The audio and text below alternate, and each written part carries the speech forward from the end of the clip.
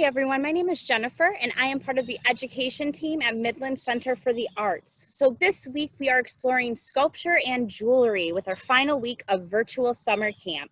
And we are going to look at the work of one of my favorite artists. He is a 20th century artist who really explored kinetic or moving sculpture, and he worked a lot with wire. I really like that his works use the imagination and allow you to kind of think outside of the box. So his name is Alexander Calder. And so let's take a look at one of his works that we're going to use as inspiration as we create today. So this is a portrait of a man, and it was created in the 1900s. Make sure you can see that okay. And so he's actually using wire to create his sculptures. So he's taken wire and you can see where he twists it around and he moves it to create all of these shapes and forms. So what do you notice about this artwork? Do you think he's using one long piece of wire? Do you think he's using a bunch of short pieces of wire? For me, it looks like he's using longer pieces of wire, and he's using a technique that we think of as continuous drawing.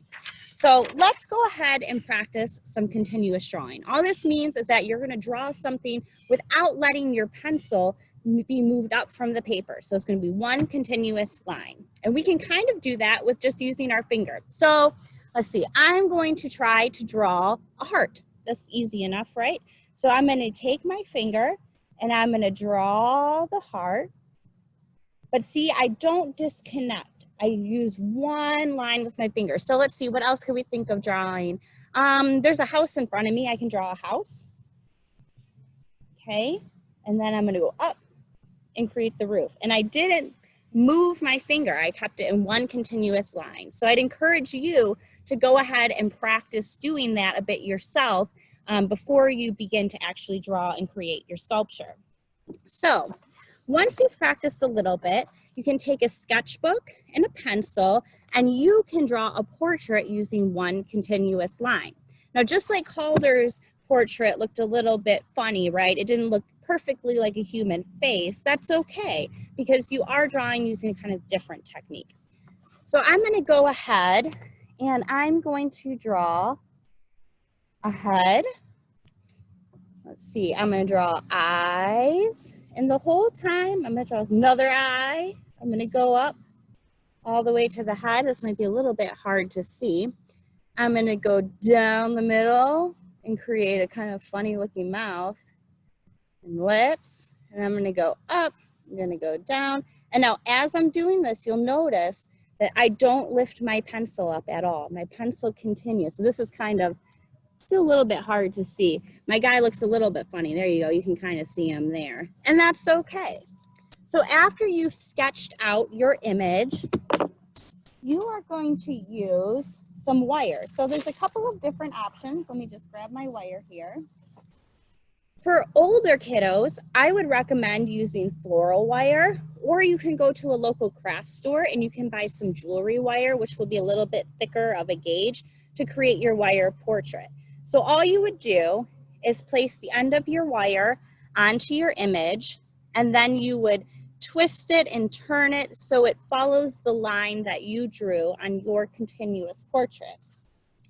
For younger kiddos, I like to use pipe cleaners. So pipe cleaners are great because you can attach them end to end to create, by just twisting, to create a really long line if you need to. And they're not as sharp and pokey, and they're a little bit easier to bend. The one downfall is after you create your portrait using pipe cleaners, you're going to want to take a heavy book or something else that's heavy at your house and squash it down, because your pipe cleaner will want to kind of bend up, so it won't be perfectly flat. So I definitely would recommend doing that. So now I'm just going to take my pipe cleaner and I'm going to, let's see if I can do it so you can see it. Here we go.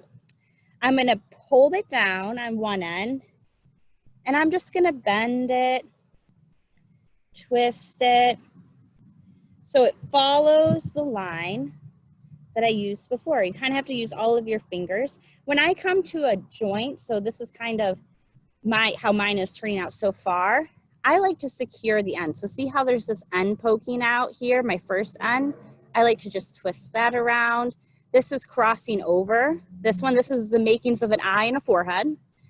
So how this kind of crosses over, I would recommend just twisting the pipe cleaner around that curve and then continuing, because see, this is a lot more secure now in all one piece than if you were to try to just continue to draw it. So as you move along, you're just gonna, like I said, follow the lines that you've sketched out. It's pretty simple. There's no right or wrong way to do it. Everything that you make will turn out great.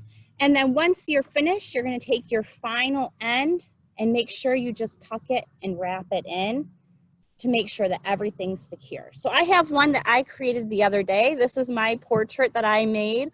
It's a portrait of a woman here. And so I encourage you to get creative, to have fun, and to make sure to share your works of art with us at #MakeArtVirtual. I hope you have a wonderful day and you have fun creating and exploring. Bye.